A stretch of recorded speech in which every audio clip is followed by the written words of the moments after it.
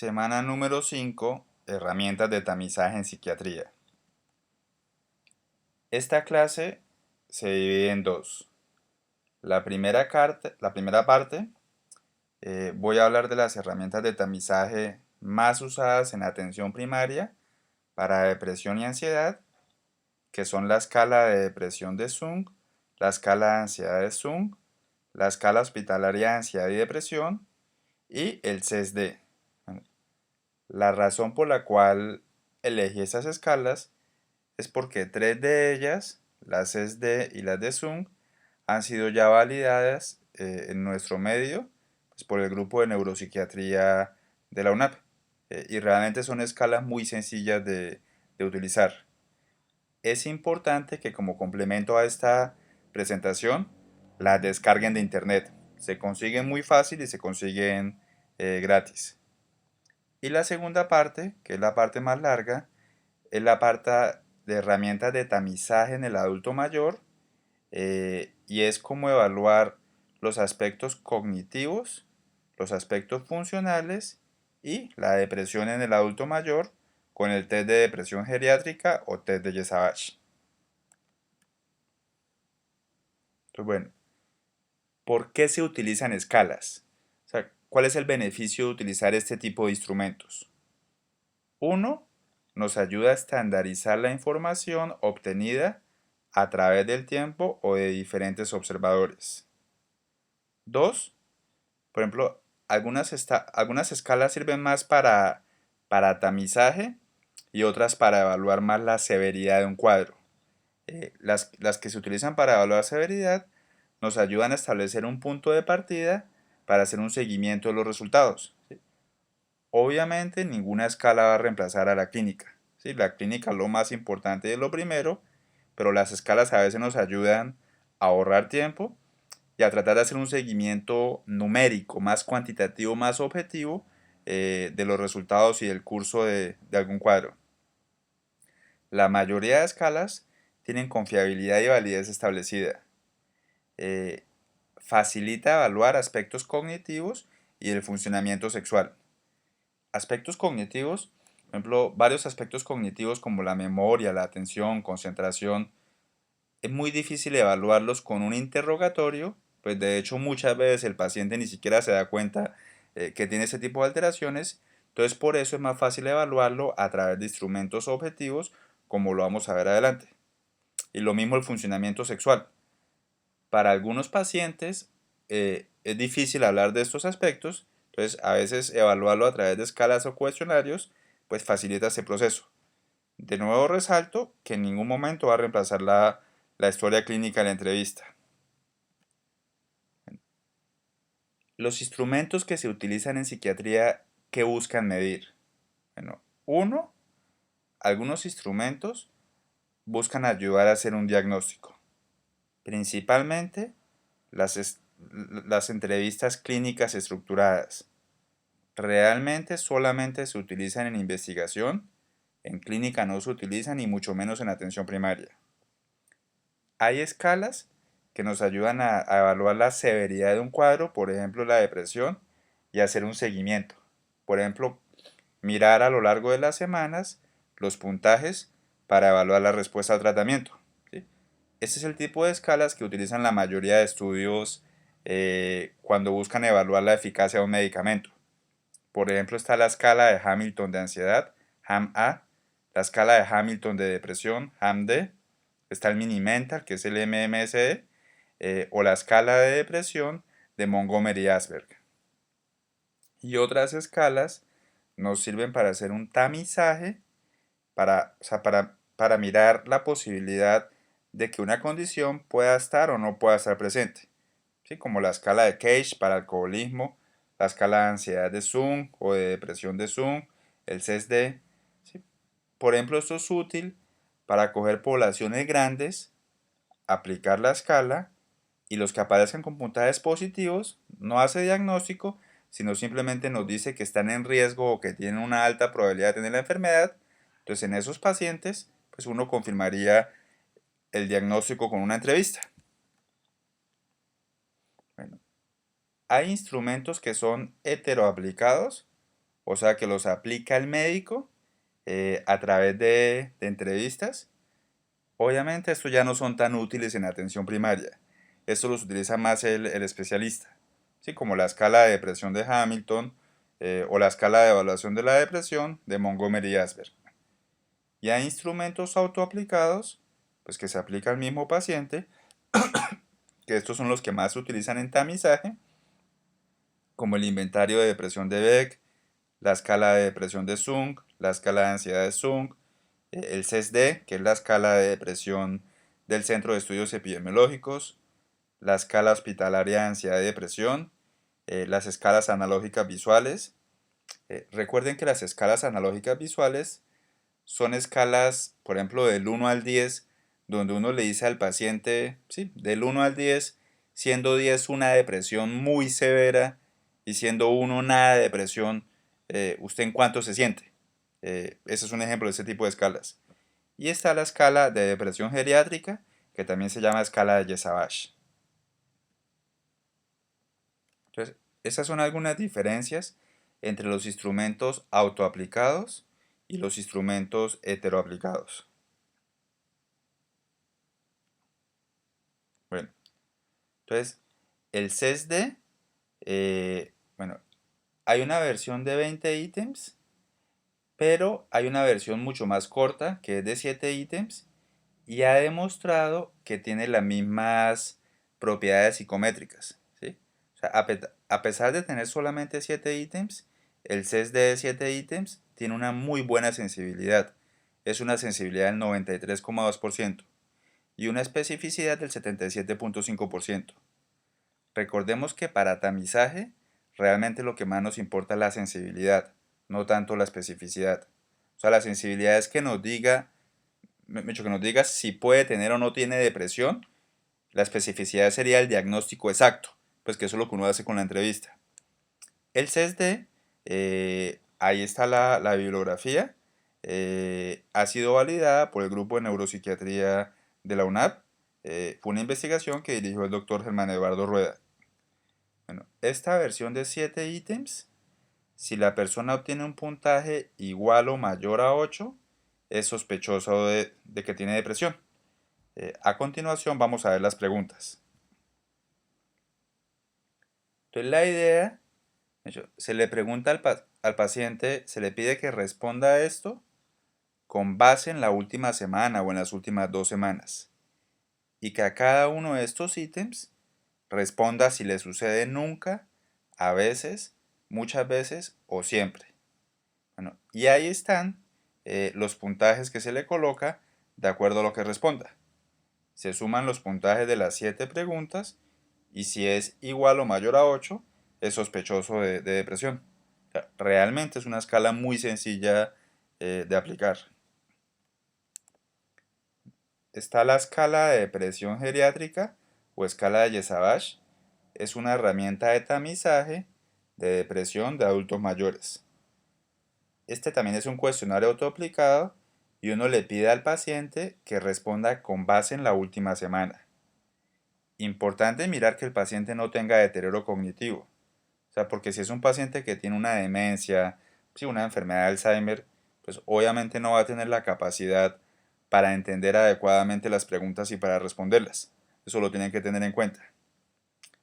Según la escala de depresión geriátrica, bueno, un puntaje de 0 a 5 se considera normal, de 6 a 10 indica depresión leve y de 11 a 15 indica depresión severa. Igual recuerden que esto no hace diagnóstico, o sea, esto es tamizaje y el diagnóstico se hace con la entrevista. Esta es la escala de depresión geriátrica de 15 ítems de Yesavage. Básicamente es que responda sí o no a cada una de las 15 preguntas y por cada una que responda que coincida con las que aparecen ahí en mayúsculas, por cada una de esas se le da un punto. Está la escala hospitalaria de ansiedad y depresión. Les pido que la busquen en Google, se consigue fácil. Bueno, la idea de haber creado una escala de ansiedad y depresión para pacientes hospitalizados es porque muchos pacientes que tienen enfermedades médicas concomitantes tienen muchos síntomas que, que también los presenta la depresión, sobre todo los síntomas físicos, ¿sí? La fatiga, el cansancio, puede tener alteraciones del sueño, alteraciones del apetito, dolores, que no necesariamente son por la depresión. Entonces lo que hace la escala hospitalaria de ansiedad y depresión es quita todos los síntomas físicos, todos los síntomas somáticos y solamente pregunta los síntomas, o sea, propiamente dichos de ansiedad y depresión. Es un cuestionario autoaplicado de 14 ítems y tiene dos subescalas, cada una de 7 ítems. Una que pregunta cosas de ansiedad, que son los ítems impares, y otra que pregunta cosas de depresión, que son los ítems pares. El paciente tiene que seleccionar para cada ítem la alternativa de respuesta que mejor refleje su situación durante la última semana. Y el rango de puntuación es de 0 a 21, pues para cada subescala, y de 0 a 42 el puntaje total. ¿Sí? En general, o sea, en las subescalas, si es de 0 a 7 el puntaje se considera normal, de 8 a 10 dudoso, y mayor de 11 es que, pues, que existe un problema clínico. Les pido que, pues, que descarguen la escala para que la entiendan mejor. Bueno, vamos ya a la parte de evaluación cognitiva y funcional del adulto mayor. Antes de explicarles las escalas, es importante que ustedes entiendan a qué me refiero con cognición, o sea, qué se evalúa los aspectos cognitivos de un paciente y también que entiendan para qué se hace esto, o sea, cuál es el objetivo de esto. Bueno, en cuanto a la parte cognitiva, al utilizar este término, uno se refiere a la memoria, al lenguaje, a la atención, a las funciones ejecutivas, a las praxias, a las habilidades visoespaciales, a la velocidad de procesamiento. Voy a explicarles, o sea, en general, como los aspectos más importantes de cada uno de los dominios cognitivos. Igual esto lo vamos a ver en más detalle a lo largo del semestre. Bueno, la memoria, en general hay dos tipos de memoria: declarativa o explícita y procedimental o implícita.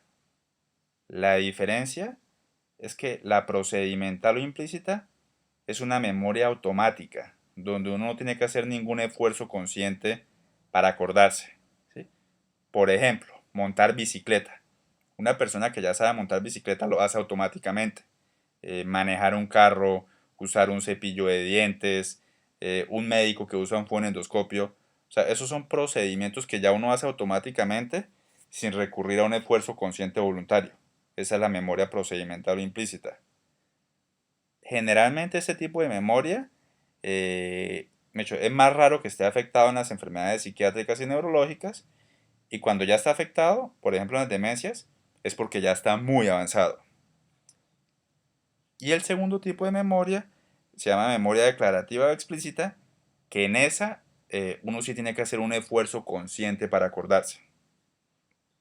La memoria declarativa en general tiene tres procesos: el registro, el almacenamiento y la evocación.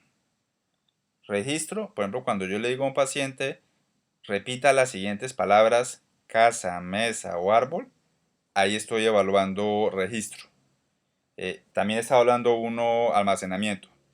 Y cuando yo le pregunto a los varios minutos por las palabras, uno está evaluando evocación. O sea, esos son los procesos de la memoria declarativa. Y la memoria declarativa se puede subclasificar de varias maneras. Una manera de subclasificarlo es en episódica y semántica.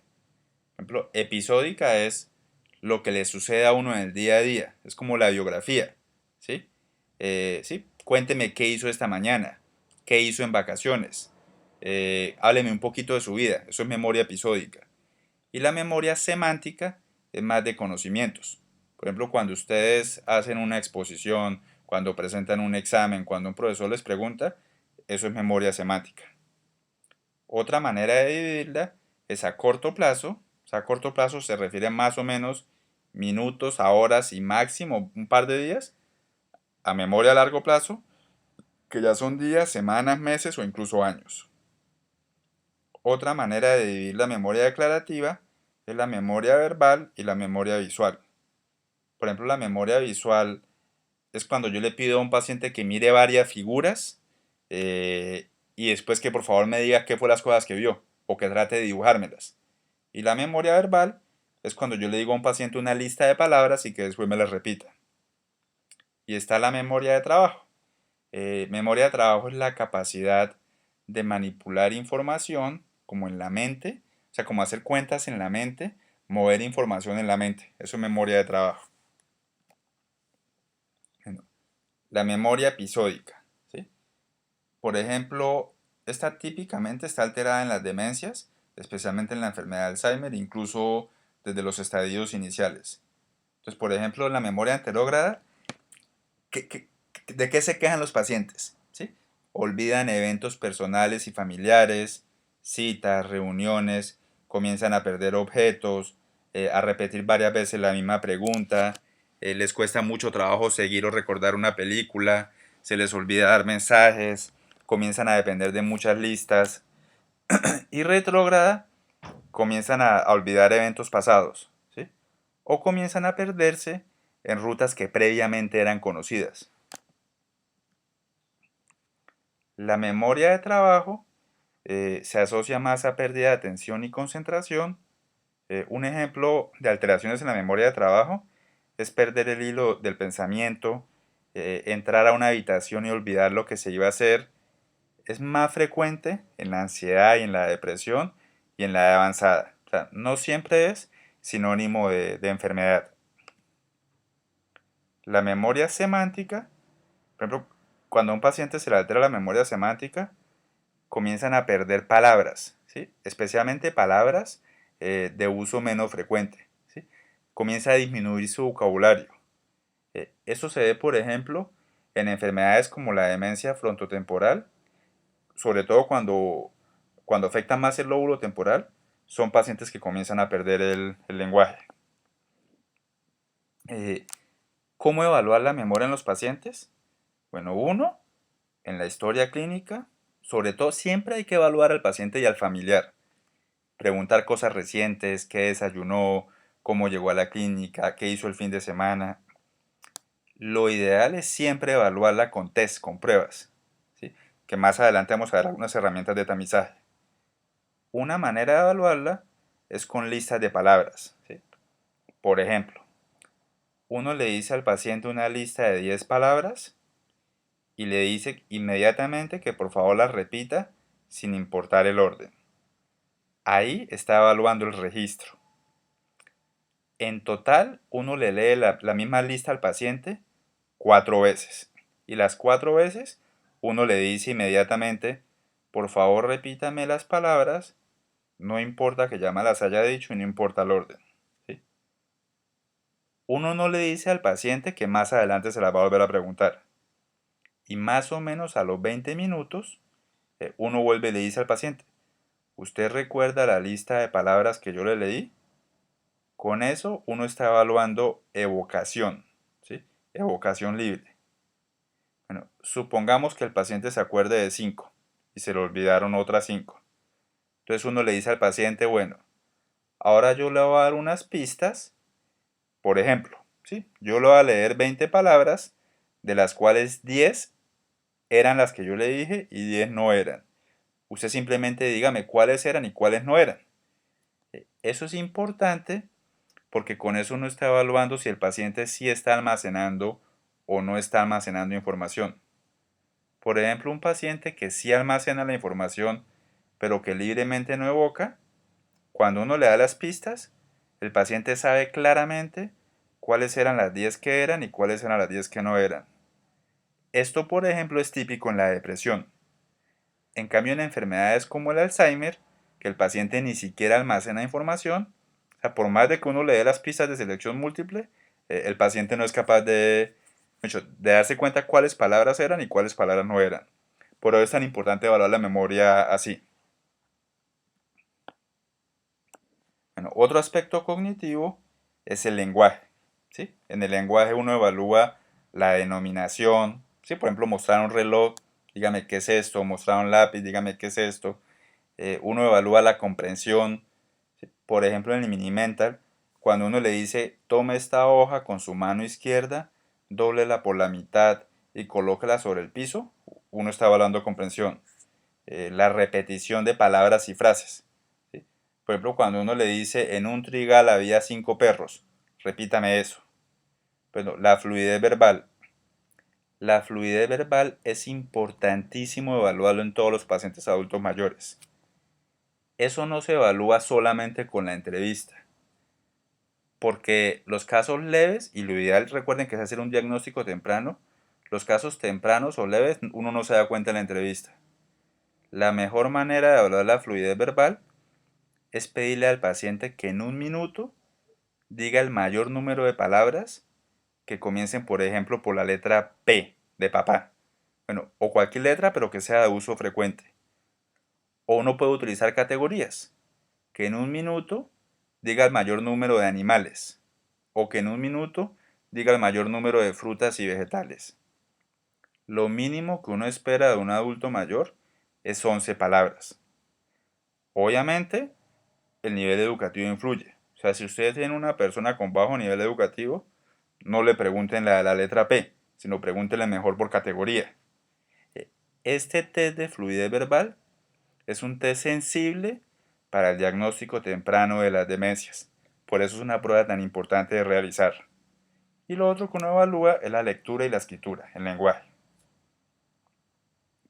Las funciones ejecutivas. Bueno, las funciones ejecutivas es de lo más importante del cerebro. Las funciones ejecutivas dependen principalmente del lóbulo frontal y son funciones, son como el director de orquesta del cerebro. Son los que organizan el resto de funciones, los que mantienen el orden. ¿Sí? Gracias a las funciones ejecutivas, uno es capaz de planificar las cosas, de resolver problemas, de razonamiento abstracto, de tener flexibilidad, de controlar los impulsos. Por ejemplo, este concepto de funciones ejecutivas es importante que lo entiendan. Eso explica por qué los pacientes con Alzheimer, desde sus primeros años, comienzan a tener tantas dificultades en realizar tareas complejas. Y esto explica por qué algunos pacientes con esquizofrenia tienen tantas dificultades para adaptarse a la vida.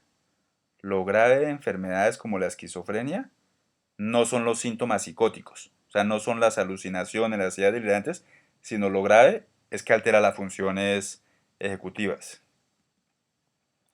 Bueno, estos son algunos tests que se utilizan para evaluar las funciones ejecutivas. Realmente no se utilizan en atención primaria, pero sí es importante que ustedes lo conozcan. Por ejemplo, de estos tests, uno de los más conocidos es el test de colores o Stroop. El test de colores, bueno, la primera parte es una lista de varios colores escrito en blanco y negro, y uno le dice al paciente que la lea. La segunda parte es una lista de colores y las palabras están escritas a color, y uno le dice al paciente que lea la lista. Y la tercera parte, que es el verdadero test, es una lista de colores escritas con diferentes colores y uno le dice al paciente que por favor diga el color en el que está escrito cada palabra sin leer la palabra. O sea, lo que está haciendo es que el cerebro se centre en un estímulo, que es el color en el que está escrita la palabra, y que el cerebro sea capaz de filtrar el otro estímulo, que es la palabra. Para hacer eso se requiere un lóbulo frontal, pues unos lóbulos frontales intactos, con buen funcionamiento. Otro aspecto pues, que es importante evaluar y que se encuentra alterado en las demencias incluso desde el comienzo son las apraxias. Bueno, esta es la definición de apraxia. Es un trastorno neurológico caracterizado por la pérdida de la capacidad de llevar a cabo movimientos de propósito.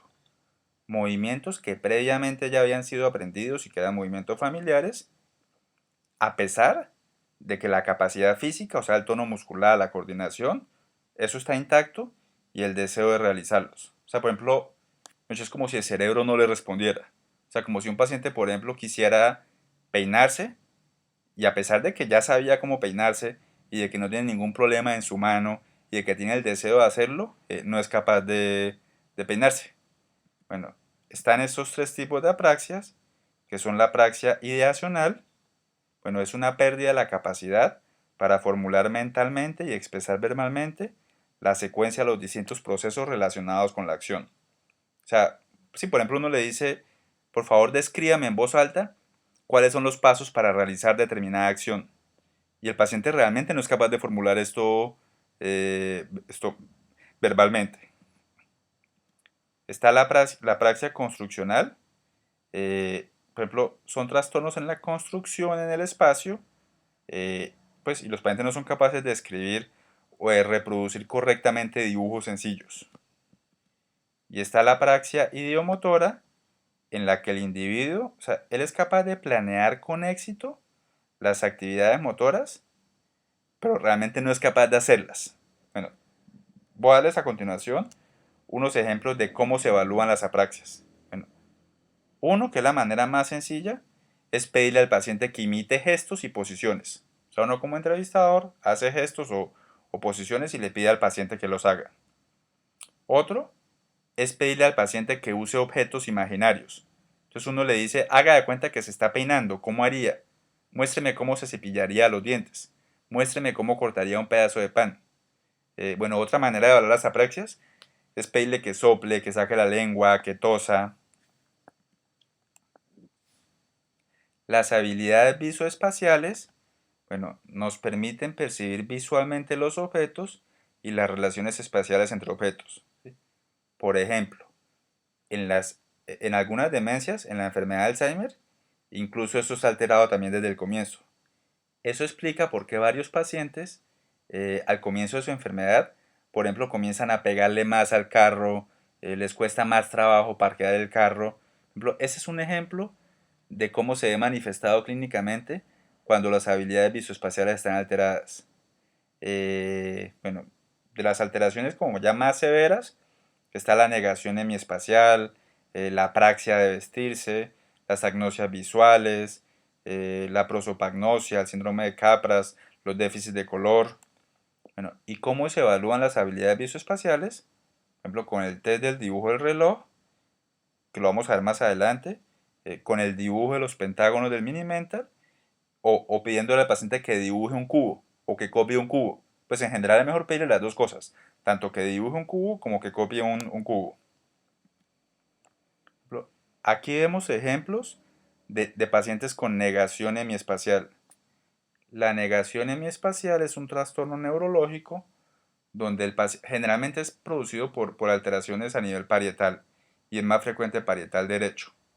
El paciente, a pesar de tener su capacidad visual intacta, su corteza visual intacta, a nivel parietal, o sea, no es capaz de procesar esa información y solamente procesa un lado de lo que está viendo. O sea, sí ve bien, pero su cerebro solamente procesa medio lado. Entonces, por ejemplo, en este ejemplo, uno le pide al paciente que copie el reloj y fíjense que solamente es capaz de copiar medio reloj. Lo mismo con la casa, lo mismo con la flor. Y los ejemplos de la derecha son test de cancelación. Por ejemplo, el de arriba es un test de cancelación de letras. Uno le pide que marque con una X todas las A's. El paciente con negación hemiespacial usualmente marca la de un lado.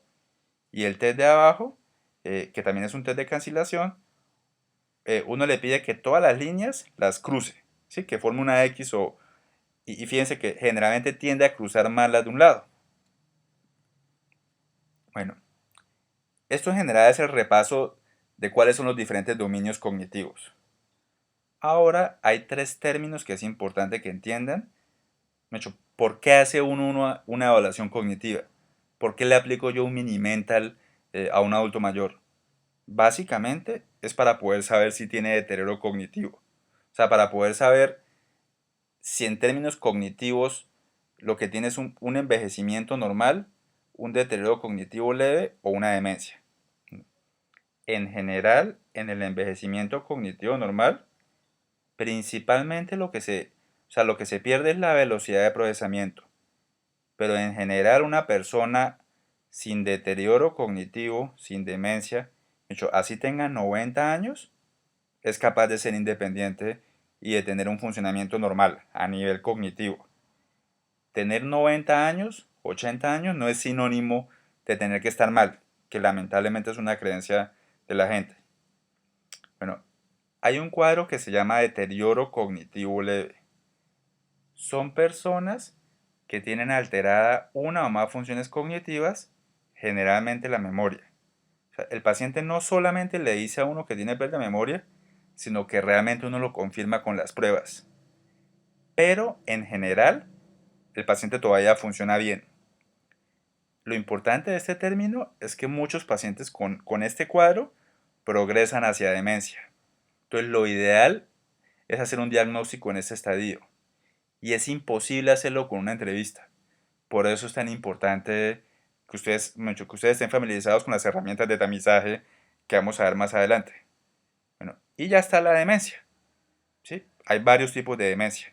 La enfermedad de Alzheimer, que la gente conoce más como demencia senil, la demencia vascular, la demencia frontotemporal, la demencia por cuerpos de Lewy.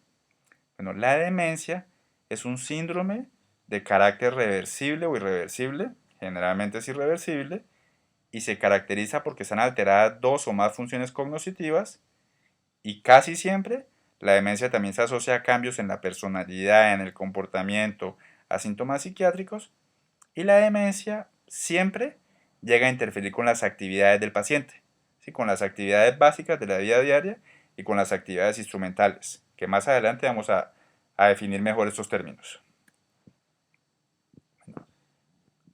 Los diagnósticos o los trastornos que existen según el DSM-4 son el delirium, la demencia, los trastornos amnésicos. El DSM-5 propone que siga el delirium, que la demencia se llame trastorno neurocognitivo mayor y propone el trastorno neurocognitivo menor, que es lo que hoy en día llamamos deterioro cognitivo leve. Bueno, ¿por qué es importante que ustedes manejen estas herramientas de tamizaje? Uno, lo ideal, o sea, si ustedes tienen un paciente adulto mayor en el cual quieran evaluar la presencia de deterioro cognitivo o hacer un diagnóstico temprano de demencia, lo ideal sería hacer una evaluación neuropsicológica. Pero realmente es muy costoso, ¿sí? Cuesta 350.000, 400.000 pesos, requiere bastante tiempo y un entrenamiento especializado. Pues de hecho, para darles un ejemplo, en Bucaramanga solamente hay como 4 o 5 neuropsicólogos. De hecho, solamente la minoría de la población podría tener acceso a ese tipo de evaluaciones. Entonces, por eso es importante que los médicos generales y sobre todo si vemos adultos mayores, estemos familiarizados con las herramientas de tamizaje. Otra razón por la cual deben saber esto es porque realmente, o sea, hoy en día no contamos con marcadores biológicos para hacer diagnóstico temprano de las demencias. Los que existen todavía están en etapa de investigación. Y definitivamente, entre más temprano haga uno el diagnóstico, pues más oportunidades tiene uno de ayudar al paciente y de prevenir mayor deterioro.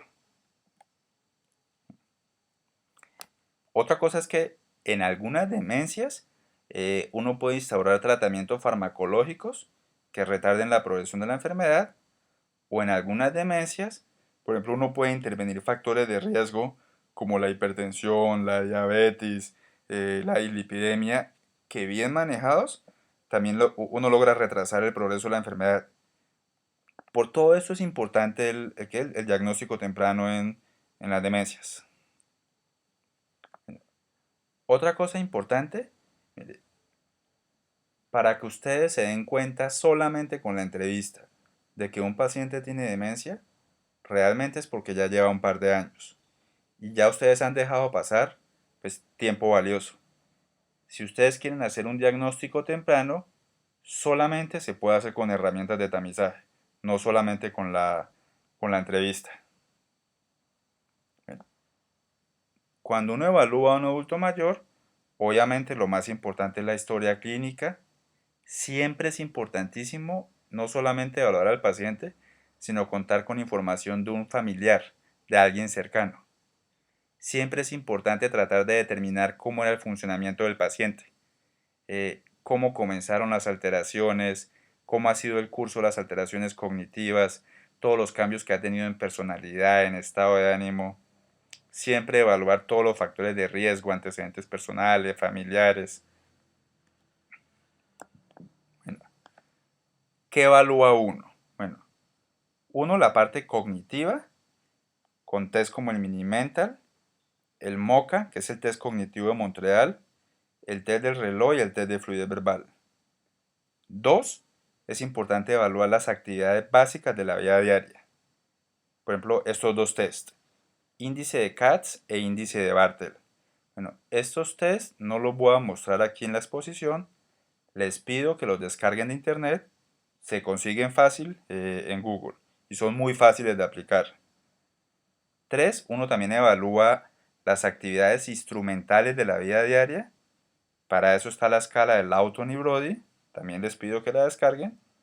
Y uno evalúa los síntomas psiquiátricos, principalmente con la entrevista al familiar más que al paciente, con el examen mental y a veces con algunas herramientas de tamizaje, como el test de depresión geriátrica o el Savage. En cuanto a la parte cognitiva, o sea, instrumento ideal no existe, pero más o menos lo ideal es un instrumento que uno pueda aplicar muy fácil en atención primaria. Sí, que no dure más de 15 minutos, que no requiera mucho entrenamiento. Lo ideal es que evalúe los principales dominios cognitivos: memoria, atención, funciones ejecutivas, habilidades visoespaciales, lenguaje, orientación. Aquí coloqué en rojo funciones ejecutivas porque ese es uno de los grandes problemas del Mini-Mental. Y otra cosa, pues para que un instrumento sea ideal, es que tenga una buena sensibilidad para detectar trastornos cognitivos. Recuerden que para tamizaje nos importa más la sensibilidad que la especificidad. Por ejemplo, en demencia, fíjense la sensibilidad, pues aquí hay varios instrumentos, pero coloqué en rojo pues como los que más se utilizan y los que les voy a explicar. El test del dibujo del reloj tiene una sensibilidad baja, 45 a 77%. El Mini-Mental, 71 a 95%. Y el test cognitivo de Montreal, en demencia, tiene una sensibilidad muy buena, de 100%. Esta es la sensibilidad en deterioro cognitivo leve. Por ejemplo, ahí fíjense que el test cognitivo de Montreal, para hacer un test que uno no se demora más de 15 minutos, tiene muy buena sensibilidad, que es del 90%.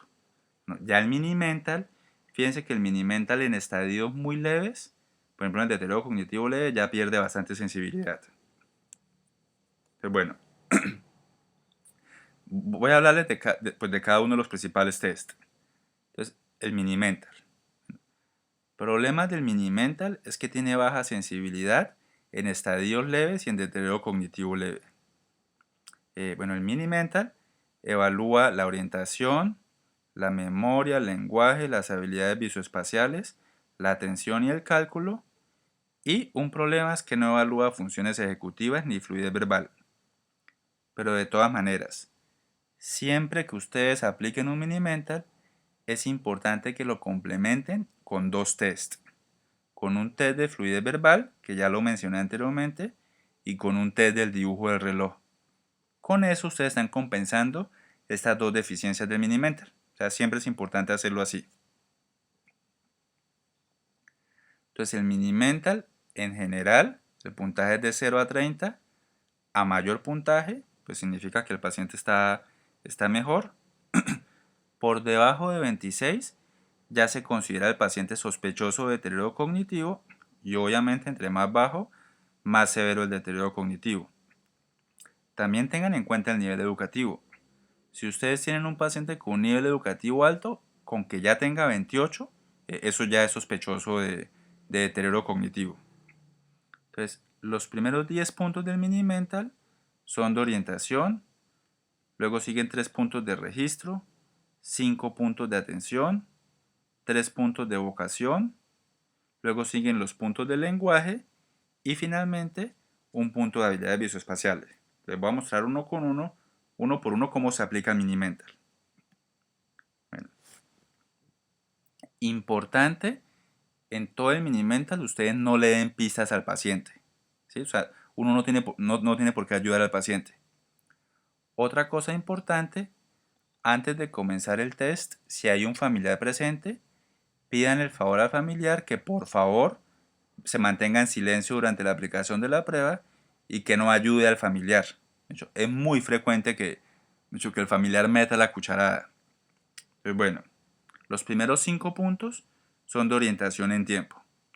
Uno le pregunta al paciente el día, la semana, la fecha, la hora, el mes y el año. La hora, uno le da un margen de error de 30 minutos. Si se equivoca por más de 30 minutos, pues no se le da el punto. Bueno, esos son los primeros 5 puntos. Los siguientes 5 puntos son de orientación en lugar. El país, el departamento, la ciudad, en qué piso estamos de la casa o del edificio y el lugar donde estamos. Bueno, el paciente no tiene que decir exactamente el nombre, o sea, no tiene que decir, por ejemplo, la foscal o la cardiovascular. Con que diga que está en una clínica o en un consultorio, con eso ya se le da ese punto ¿de qué? De orientación en lugar. Luego sigue la parte de registro. Entonces uno le dice al paciente, escuche con cuidado, le voy a decir 3 palabras, le pido que después de que yo se las diga las repita. Casa, mesa, árbol. Y uno le dice cuáles eran las 3 palabras. Bueno, solamente se puntúa el primer intento. O sea, es decir, si el paciente solamente se acuerda de una o le dice a uno, me repite por favor, o sea, uno sí le repite, pero entonces ya sacó 0, o sea, solo se califica el primer intento. Uno en general trata de repetirle al paciente las palabras hasta que sea capaz de repetir las 3 palabras, máximo 5 intentos, pero como les menciono, solamente se califica el primer intento. Luego viene la parte de atención, que es la parte de resta.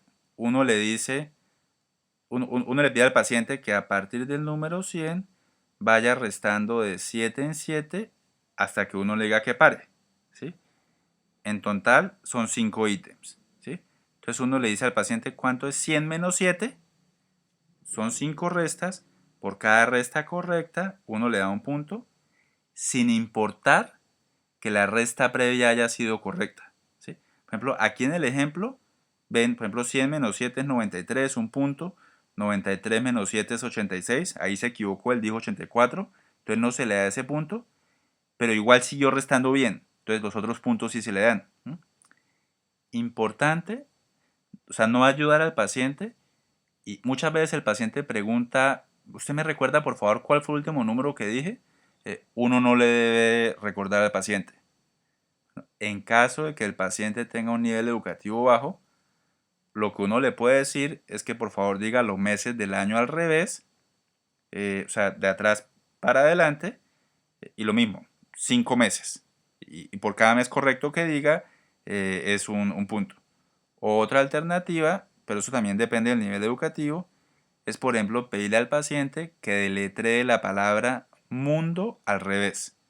Y por cada letra correcta es un punto, en total 5 puntos. Luego sigue la parte de vocación. Uno le dice al paciente, ¿recuerda cuáles fueron las 3 palabras que le pedí que recordara? Bueno, no importa el orden, importante no dar pistas, ¿sí? Ahí el puntaje es de 0 a 3, dependiendo del número de palabras que diga. Luego viene la parte del lenguaje, la parte de denominación. Entonces uno le muestra un lápiz y le pide a uno que diga qué es. Uno le muestra un reloj y uno le pide que diga qué es. Esos son 2 puntos. Luego viene la parte de repetición. Uno le dice al paciente, voy a pedirle que repita lo que le voy a decir. En un trigal había 5 perros. La respuesta tiene que ser exacta, ¿sí? Bueno, lo mismo que ítems anteriores. Si el paciente le pide a uno que por favor repita, uno lo puede hacer, pero solamente se puntúa el primer intento de repetir la frase. No se puntúa más. Luego viene la parte de comprensión. Uno le dice, escuche con cuidado lo que le voy a decir y por favor hágalo. Tome esta hoja con su mano izquierda dóblela por la mitad y colóquela sobre el piso. ¿Sí? No hay que repetir el comando, no hay que aconsejar al paciente ni ayudarlo. La hoja no tiene que estar perfectamente doblada y por cada cosa corriente, por cada orden correcta que haga, se le da un punto. En total, 3 puntos. Luego viene la parte de lectura. Ustedes en una hoja en blanco le escriben con letra clara y de buen tamaño, cierre sus ojos, ¿sí? Y ustedes le dicen al paciente, por favor, lea lo que dice aquí y hágalo, ¿sí? Si el paciente lee en voz alta, pero sin cerrar los ojos, ahí sacó 0. O sea, ahí ustedes no le digan, no, no, no, haga lo que dice ahí. O sea, mucho, el paciente lo tuvo que haber entendido desde la primera vez que uno le dijo. Si el paciente tiene problemas de visión o no sabe leer, pues el puntaje que se le da es 0, pero obviamente esas son cosas que uno tiene en cuenta al final para analizar el puntaje total. Luego viene la parte de escritura. Uno le dice al paciente que por favor escriba una frase o una oración, ¿sí? Uno no le tiene que dictar al paciente, el paciente tiene que crear la oración. Si el paciente se queda como bloqueado o no responde, uno le dice, por ejemplo, escríbame algo sobre este hospital o escríbame algo sobre el clima. Y la oración tiene que contener un sujeto y un verbo y debe ser entendible pues para poderle dar el punto. Luego se evalúa la parte visoespacial. Uno le muestra esos dibujos al paciente, o sea, el paciente los está viendo todo el tiempo y uno le dice que por favor lo copie. Sí, simplemente que lo dibuje lo más parecido posible. Recuerden, solamente se puntúa el primer intento. O sea, si el paciente quiere volver a repetirlo, o sea, lo pueden dejar, pero ya sacó 0. Y lo que uno puntúa es la intersección de estos dos pentágonos. O sea, por ejemplo, si el paciente dibuja dos pentágonos perfectos, pero no tienen esa intersección, el puntaje que se le da aquí es 0. Entonces, bueno, como les decía, en total Minimental se suma todos los puntos y es de 0 a 30. Luego sigue el test de fluidez verbal, que ya se los había mencionado, que puede ser que en un minuto diga el mayor número de animales o el mayor número de frutas y vegetales, o que en un minuto diga el mayor número de palabras que comiencen por una letra de uso frecuente, como la letra P. Y lo mínimo que uno espera es 11 palabras en un minuto. El test de dibujo del reloj, o sea, principalmente es para evaluar funciones ejecutivas, el dibujo, y para evaluar habilidades visoespaciales, la copia. En el dibujo, uno le pide al paciente que por favor dibuje un reloj, que le coloque todos sus números y que coloque las manecillas a las 11 y 10. Hay otra versión que es a la 1:45. Cualquiera de las dos versiones es igual, pero siempre es mejor utilizar versiones que están estandarizadas. Ustedes le pueden repetir al paciente la orden muchas veces, pero apenas el paciente comienza a dibujar el reloj, ya ustedes no le ayudan, ni le recuerdan las instrucciones.